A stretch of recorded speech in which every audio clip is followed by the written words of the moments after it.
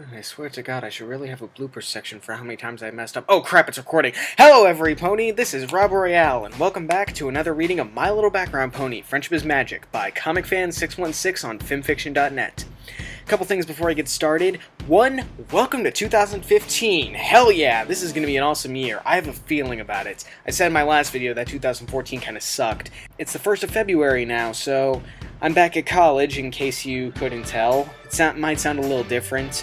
I'm going to be getting a roommate soon. Actually, haven't had one and should have recorded this a lot earlier. It's actually snowing outside still. Oh god, the snow. I want it to go away already. It's fine in December, but it's not fine now. I'm rambling now, aren't I? Anyway, let's not keep this introduction too long. So, anyway. Oh yeah, I don't think I'll be getting any of my friends to help me with the female voices, mainly because they're in school at the moment, and they're pretty busy, and I don't want to put that expectation on them. They really do want to help me, but at the moment, time is not on our side, and that happens, it's life. So you are unfortunately subjected to my voice. I recommend clicking away now if you don't want to hear it. No, please click. I want you to watch these videos and enjoy them. Okay, let's not beg.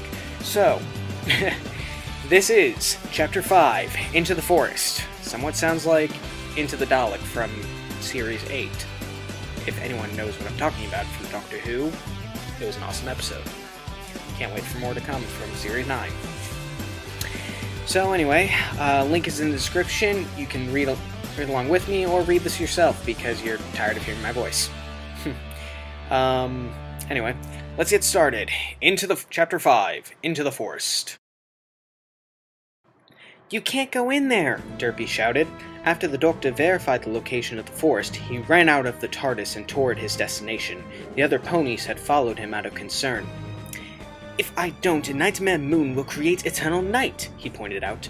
"One can only imagine the damage that would do to the entire planet." "But that forest isn't natural," Derpy argued. The doctor looked at the entrance to the forest. Looks natural enough," he said. "Trees, moss. I'm sure I can hear maybe a bird or two. Or is that a bat? What with it being night and all, that wouldn't surprise me." "That's not what she means," Octavia said. "The ever-free forest defines the laws of nature." The doctor paused for a second. "In what way?" "The wildlife," Bonbon started. "Plants and animals alike. They grow, feed, and live on their own, without any pony to help." "And the weather," Derpy added. "Clouds move on their own. It rains whenever it wants, and Pegasi can't do anything about it." The doctor just stared at them for several seconds. Suddenly, he burst out into laughter. "Really? That's all?" he said, trying to stifle his laughter. "What do you mean, that's all?" Vinyl said. Her voice still had suspicious tone from before. "It's just," the doctor explained, still trying to prevent himself from bursting again. "I've been to several planets in my life, and trust me, that's a very long life, and everything you've described is completely natural for those planets. In fact, yours might be the planet that counts as the exception." He finally managed to pull himself together. "I can assure you, I've seen and done things much more dangerous than a little wild weather." He turned back toward the forest. "Besides, any danger, real or imagined, can only pale in comparison to Nightmare Moon's reign." "Then I'm going with you," Derpy suddenly stated. Everyone turned to her. "I'm not letting a friend of mine go into the forest alone." "I must agree with her," Octavia said. "This mission, or whatever it is you're planning, would be best done with a group." The doctor sighed. "Ladies, I'm sorry, but I cannot allow this. Nightmare Moon may be thinking the exact same thing I am. She may be there waiting for some pony foolish enough to make a bid for the elements." "All the more reason to come with you," Lyra said. "No, I cannot and will not allow you to put your lives in danger for the sake of a pony you barely trust." "You ask me," Vinyl said. "I'm the only one with trust issues, and I'm going too." "Well, that settles it then," Bonbon finished. "If Vinyl's going, we're all going." All 5 mares stood in a line with determined looks on their faces. "Oh, fine," the doctor said resignedly. "But if on the off chance there is something in there, when I say I told you so, don't blame me." With the doctor taking the lead, the 6 ponies walked into the forest. The trees were so thick, the forest was actually starting to become darker than before as the ponies walked through it. Vinyl and Lyra cast low-level illumination spells to allow everyone to see. "This isn't so bad," the doctor said when they were well into the forest. "A little gloomy, perhaps, but that's to be expected at night." "Wait till we get to the animals, Doc," Vinyl said. "You'll change your tune." "I assure you," the doctor replied, "I've faced scarier things than a wild animal." "Even so, don't get cocky," Bonbon cautioned. "I've heard plenty of stories of ponies who've come in here, but never come back out." The doctor was still uncertain of the other's fear of the forest, but he decided against arguing further. It just led nowhere, and, though he didn't want to admit it, there might have been some credence to these fears. Everyone continued to look around for any sign of the castle. However, it was hard to see anything over the thick canopy. It was a miracle they were able to see the sky. Their journey was made more difficult by a sudden fork in the path. "Now what?" Derpy asked. "We don't know where the castle even is. How are we supposed to choose which way to go?" I say we pick the path that has the highest chance in aiding us on our quest," the doctor said. "And how do we do that?" Octavia replied. "Both paths have an equal risk inherent in them," the doctor explained.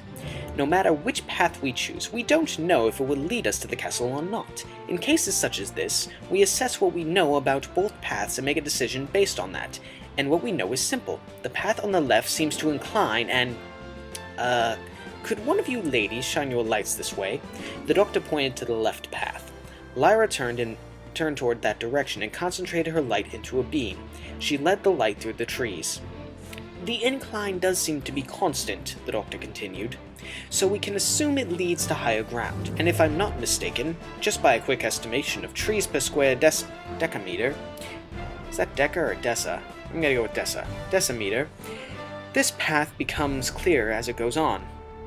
"So what does that all mean, exactly?" Vinyl asked. "The combination of a higher vantage point and significant lack of foliage should give us a hint as to where the castle might be. Go up there, and we may spot it more easily." "Well, we don't have any better options," Lyra said. She started walking up the left path while everyone followed. The group had walked for several minutes. No one had said much until the doctor heard a small cough. It sounded like someone was trying to get his attention. He turned to find Bonbon beside him. "Hey, doctor," she started. "I never got the chance to ask you earlier. How was that candy?" "I'm sorry?" the doctor replied.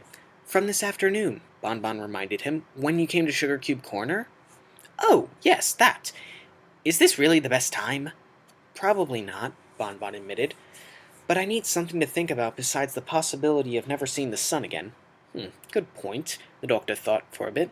"Well, I'm not sure what you were going for exactly, but the flavors you described seem to clash a bit. I could taste both the sweet and minty flavors, but the sweetness overpowered the mint by a lot." "Oh, okay," Bonbon replied. If she was disappointed by his response, the doctor couldn't tell. By now, everyone had reached a clear spot on the hill. Like the doctor surmised, the trees had diminished significantly. The hill had become a rocky terrace, and the ponies were standing on a ledge that was fortunately wide enough to hold more than just them. "Wow," Derpy said in awe. "You can see the whole forest from here." "Any pony see the castle?" Lyra asked. "I think that might be it," Octavia said. Everyone huddled around her and looked into the distance. It was hard to tell since it was so dark, but there was a silhouette in the distance that looked taller than the trees. It just might have been a tower of the castle. "Okay," Bonbon said, "we have a direction. Now what?" But before anyone could answer, a loud cracking sound was heard. Most of the mares looked up at the rocky wall above them to see if there was an imminent rock slide. The doctor, however, was looking elsewhere. The sound seemed to come from the side. He noticed Octavia was looking with him as well. "Girls, doctor," she said, "I suggest we move back and make no sudden movements." There was a silent agreement among all as they did as Octavia said. But before they could even take one step, the ledge completely crumbled away, taking 5 ponies with it. Derpy was the only one not falling, thanks to her wings, but she followed after the others. She grabbed Octavia and started floating towards the ground, slowly though, so as not to accidentally hurt her. Meanwhile, Lyra and Vinyl were trying to keep their hooves on the ground, trying to slow their fall. "Hey, Ly!" Vinyl shouted. "Remember that dance we choreographed?" "What about it?" Lyra asked. "Maneuver forward, now!" Vinyl's horn started glowing. Lyra got the message and activated her horn as well. They waited until they reached the edge of the newly formed cliff and activated their spells just as they were about to go over. Lyra was caught in a glowing blue aura, and Vinyl in a golden one. They kept their levitation spells going and slowly landed back on solid ground. Bonbon was on her back when she fell and was sliding out of control. It would have been worse if she had not caught sight of a stray root on the rocky hillside. She grasped it with her mouth, and held on tight. Then she noticed the doctor being nowhere near as fortunate.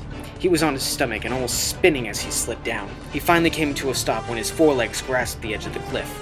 Bonbon let go of the branch and positioned herself so that she was on her stomach and facing him. Because she started falling from a lower position, she fell just fast enough to slow down as she reached out for him and grabbed his hooves. "Just hang on, Doctor," she said. "I don't know if I can hold it much longer," he replied. "Derpy will be here soon," she reassured.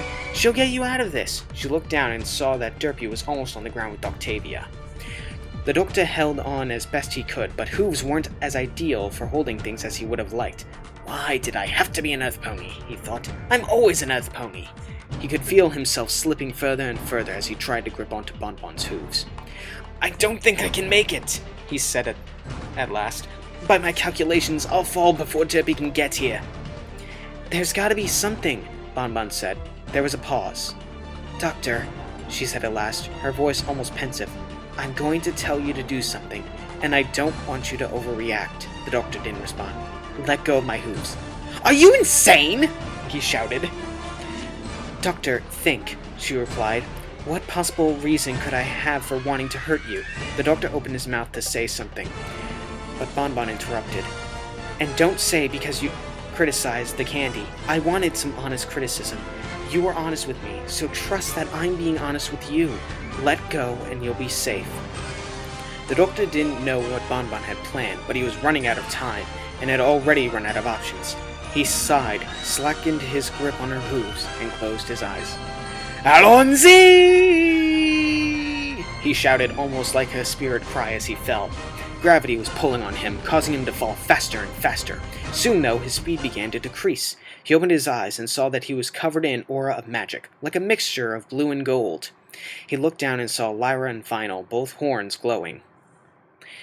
The unicorns lowered the doctor to the ground. As soon as he was safe, he looked up and saw Derpy carrying Bonbon. Everyone waited until both ponies were on solid ground. The doctor walked up to Bonbon and said, "Thanks. Thanks for trusting me," she replied.